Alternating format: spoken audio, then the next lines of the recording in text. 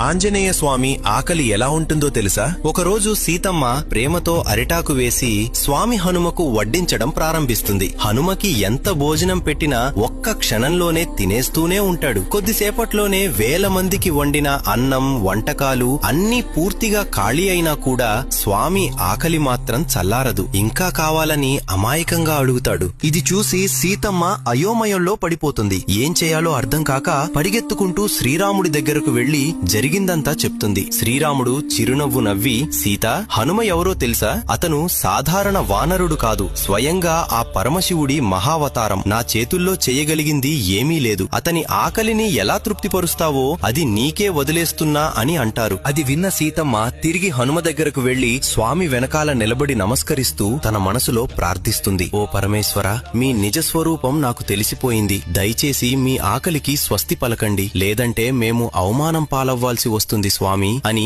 పంచాక్షరీ మంత్రాన్ని భక్తితో జపిస్తుంది. ఆ వెంటనే హనుమంతుడు తృప్తి చెందుతాడు. సీతమ్మ హనుమ వైపు తిరిగి, ఏం నాయనా, ఇంకాస్త వడ్డించనా అని అడుగుతుంది. అప్పుడు హనుమ, చాలు తల్లి, నా కడుపు నిండిపోయింది, ఇక నేను ఏమీ తినలేను, భోజనానికి ధన్యవాదాలు అని నమస్కరించి అక్కడ్నుండి వెళ్లిపోతాడు.